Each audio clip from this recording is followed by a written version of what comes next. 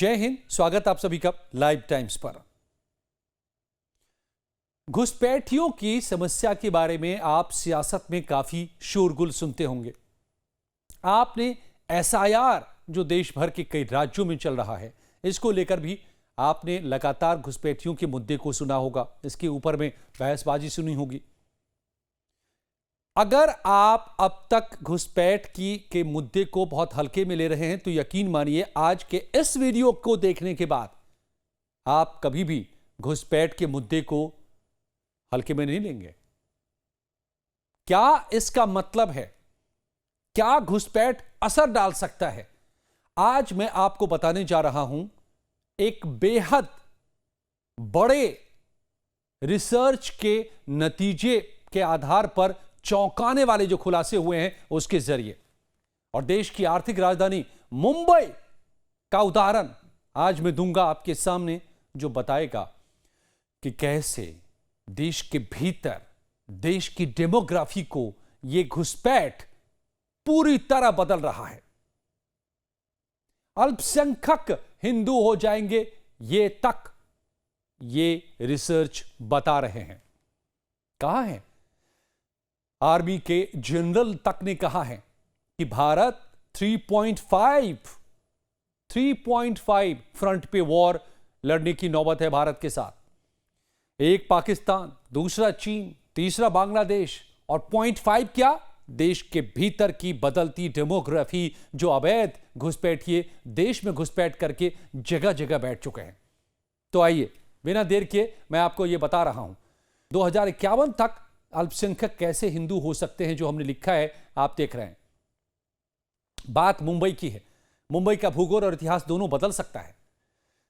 Tata institute of social sciences यानी कि TISS जिसको कहते हैं, बहुत ही प्रतिष्ठित यह संस्थान है, टॉप रैंकिंग इंस्टीट्यूशंस में से इंडिया में है। इसी की एक रिपोर्ट है जिसमें चौंकाने वाला खुलासा हुआ है, जो साफ इशारा कर रही है कि अगर अब भी सख्त कदम नहीं उठाए गए तो मुंबई की डेमोग्राफी खतरनाक तरीके से बदल जाएगी। आज हम इस वीडियो में आपको पूरी रिपोर्ट के बारे में बताएंगे, रिपोर्ट की खासियतों को बताएंगे। लेकिन पहले आपने अगर इस चैनल को सब्सक्राइब नहीं किया है तो इसको तुरंत सब्सक्राइब कर लें, इससे हमें काफी मदद मिलती है। वीडियो को लाइक जरूर कर लें, और वीडियो पसंद आए और ये जानकारी सही लगे जो मैं आपको बताने जा रहा हूं तो इसे शेयर जरूर कीजिएगा। दरअसल बृहन मुंबई महानगर पालिका यानी कि बीएमसी के चुनाव होने वाले हैं, और इससे पहले Tata institute of social sciences यानी कि टिस की रिपोर्ट फिर से आग भड़का रही है यहां की सियासत में। आर्थिक राजधानी मुंबई को लेकर के टिस की पिछले साल जारी हुई रिपोर्ट वायरल हो रही है। 2024 विधानसभा चुनावों से पहले ये रिपोर्ट सामने आई थी, जिसमें अगर आपने तब ये रिपोर्ट नहीं देखी हो तो अब जरूर समझ लीजिए इसको। बीएमसी चुनावों से पहले सियासी गलियारों में यह रिपोर्ट हड़कंप मचा रही है। बीजेपी ने फिर से इस पर चिंता जताई है। बीजेपी के नेता किरीट सोमैया इसको लेकर के सामने आए हैं और कहा है कि बांग्लादेश में हिंदुओं की एक तरफ हत्या हो रही है, हिंदुओं पर वहां अत्याचार हो रहे हैं, उसी समय मुंबई में बांग्लादेशी घुसपैठियों का आक्रमण चल रहा है। Tata institute of social sciences की यह रिपोर्ट बताती है कि 2050 तक मुंबई में हिंदुओं की संख्या घटकर 54% हो जाएगी और मुस्लिम 30% हो जाएंगे। हिंदुस्तान के इकोनॉमिक कैपिटल में हिंदू की आबादी लगभग आधी रह जाएगी, 54%, मुस्लिम 30% हो जाएंगे। टिस की रिपोर्ट बताती है कि इलीगल माइग्रेंट्स जो हैं मुंबई शहर के भविष्य पर वो सवाल खड़े कर रहे हैं। रिपोर्ट का दावा है कि अवैध घुसपैठ न सिर्फ मुंबई के संसाधनों को चट कर रही है, बल्कि शहर की सामाजिक और सांस्कृतिक पहचान को भी मिटाने की कगार पर है। इसे खतरे की घंटी बताया गया है। सवाल उठाया जा रहा है कि 88% से नीचे आकर के 54% पर सिमट जाएंगे हिंदू। रिपोर्ट में बताया गया है कि मुंबई में हिंदुओं की आबादी जो 1961 में 88% थी, वो 2011 तक घट करके 66% पर पहले ही पहुंच चुकी है। अनुमान है कि 2051 तक यह गिर करके 54% से भी कम हो जाएगी। और दूसरी ओर मुस्लिम आबादी 1961 में 8% ही थी, 2011 में यह बढ़कर 21% हो गई, 3 गुने के करीब। और 2051 तक तो यह 30% तक पहुंचने का अनुमान है, यानी कि 4 गुने के करीब 61 के मुकाबले। टेस्ट की इस स्टडी में जनसंख्या के आंकड़े अब परेशान करने वाले हैं, सबका ध्यान खींच रहे हैं।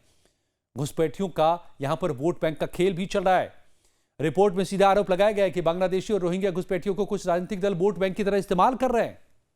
आपने देखा होगा, इसको लेकर के वार पलटवार सियासी जंग छिड़ी रहती है। फर्जी दस्तावेजों के जरिए इनका नाम वोटर लिस्ट में शामिल कराया जा रहा है, यह भी ये रिपोर्ट बता रही है, जो देश की लोकतांत्रिक अखंडता और आंतरिक सुरक्षा के लिए सीधा खतरा है। इतना ही नहीं, ये स्लम पर भी कब्जा कर रहे हैं मुंबई में, और मुंबई की संसाधनों पर भी लूट मचा रहे हैं। यह भी रिपोर्ट बताती है। मुंबई के झुग्गियों की हालत पर यह रिपोर्ट कहती है कि अवैध प्रवासी मुंबई के स्लम इलाकों में बेतहाशा भीड़ बढ़ा रहे हैं। इससे बिजली, पानी, स्वास्थ्य व्यवस्था, शिक्षा जैसी सरकारी सेवाओं पर बेहद बेइंतहा दबाव पड़ रहा है, और अवैध घुसपैठिए कम मजदूरी पर काम करके मुंबई के स्थानीय मजदूरों के हक पर भी डाका डाल रहे हैं। सर्वे में शामिल 50% से ज्यादा महिलाएं, उन्होंने बताया कि तस्करी का वो शिकार होकर के देह व्यापार के में धकेली गई हैं। मुंबई का पैसा बांग्लादेश जा रहा है, यह भी रिपोर्ट बताती है। आर्थिक मोर्चे पर भी रिपोर्ट ने बड़ा खुलासा किया है। घुसपैठियों का एक बड़ा हिस्सा, करीब 40% है, जो महीने में 10,000 रुपए से लेकर के 1 लाख रुपए तक की रकम बांग्लादेश भेज रहा है। यानी मुंबई की मेहनत की कमाई सरहद पार जा रही है। टेस्ट की यह रिपोर्ट साफ इशारा कर रही है कि अगर अब भी सख्त कदम नहीं उठाए गए तो मुंबई का भूगोल और इतिहास दोनों बदल सकते हैं। रिपोर्ट में बांग्लादेशी और रोहिंग्या प्रवासियों की बढ़ती तादाद को इसके लिए पूरी तरह से जिम्मेदार बताया गया है। मुख्य बदलाव के पीछे मुख्य वजह बताया गया है। कहा गया है कि ये अवैध अप्रवासी शहर की सामाजिक आर्थिक स्थिति को प्रभावित कर रहे हैं। यह रिपोर्ट महाराष्ट्र में फिर चुनावी माहौल के दौरान राजनीतिक चर्चा का विषय बनी हुई है। इसको लेकर के अब सियासत हो रही है, लेकिन बड़े सवाल यही रिपोर्ट सरकार पर भी उठा रही है। सरकार क्या कर रही है? मुंबई को बचाने के लिए, मुंबई के इतिहास और भूगोल को बदलने से बचाने के लिए, मुंबई की डेमोग्राफी को बदलने से बचाने के लिए सरकार ने क्या कदम उठाए हैं? जब विधानसभा के चुनाव हो रहे थे तब भी यह मुद्दा उठा था, तब भी इस को लेकर के बहस हुई थी। अब बीएमसी चुनाव हैं तो फिर यह मुद्दा उठ रहा है, इसको लेकर के बहस हो रही है। खुद बीजेपी के नेता उठा रहे हैं, लेकिन सत्ता में कौन है? बीजेपी तो है। शिंदे की शिवसेना के साथ बीजेपी सरकार चला रही है। हालांकि पिछले दिनों में कई कदम उठाए गए हैं। तमाम बीजेपी शासित राज्यों में कम से कम घुसपैठियों के खिलाफ अभियान छेड़ा गया है। उत्तर प्रदेश में योगी सरकार ने एक मेगा कैंपेन लॉन्च कर दिया है। एक घुसपैठियों को की पहचान हो रही है और उनको देश से बाहर किया जा रहा है। हर जिले में योगी सरकार ने डिटेंशन सेंटर बनाने की को मंजूरी दे दी है। 15-15 हजार की कैपेसिटी के डिटेंशन सेंटर बनाए जा रहे हैं। ऐसे घुसपैठियों की पहचान करके उसमें डालने, फिर उनको देश से बाहर करने के लिए। महाराष्ट्र में भी कई कदम उठे हैं, लेकिन अभी भी घुसपैठ यहां पर बड़ा खतरा है। और यह कहानी सिर्फ महाराष्ट्र की नहीं है, यह कहानी पूरे देश की है। आप पश्चिम बंगाल की बात करें, जहां पर नेता विपक्षी दल के नेता, बीजेपी के नेताओं ने कहा है कि हम, मिथुन चक्रवर्ती ने अपने बयान में आज ही कहा है कि वो पश्चिम बंगाल को बांग्लादेश नहीं बनने देंगे, क्योंकि आरोप लगता है कि ममता सरकार बांग्लादेशियों के खिलाफ कोई कदम नहीं उठा रही, बल्कि उनका इस्तेमाल वोट बैंक के तौर पर कर रही है। यह आरोप विपक्ष बार बार लगा रहा है। तो अब बड़े सवाल यह हैं कि अगर इतना बड़ा खतरा, और ये जो रिपोर्ट मैंने बताया, ये किसी सियासी दल के नहीं बल्कि टेस्ट की है, Tata institute of social sciences, premier institute. अगर उसकी ये स्टडी बता रही है तो इसको हल्के में नहीं लिया जा सकता। और ये हम आप अपने अनुभव से देख रहे हैं।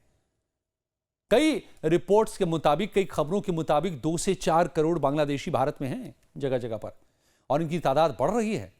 और फिर ये फैमिली प्लानिंग में भी यकीन नहीं रखते, ये भी हम जानते हैं। तो इससे और तादाद बढ़ती है, इनकी आबादी भी बड़ी तेजी से बढ़ती है। इनका इस देश से कोई लेना देना नहीं है, तो देश के प्रति कोई मोह भी नहीं है। अक्सर ये क्राइम में लिप्त पाए जाते हैं। बड़े बड़े क्राइम में इनका हाथ पाया गया है। वो बांग्लादेशी हो, रोहिंग्या हो। और सबसे बड़ा खतरा, कभी भी इनका इस्तेमाल स्लीपर सेल के तौर पर टेररिस्ट एक्ट के लिए इस्तेमाल इनका हो सकता है, क्योंकि इनकी नेशनैलिटी, इनकी राष्ट्रीयता भारत की नहीं है। मैंने बताया, भारत के प्रति इनका कोई लगाव नहीं है।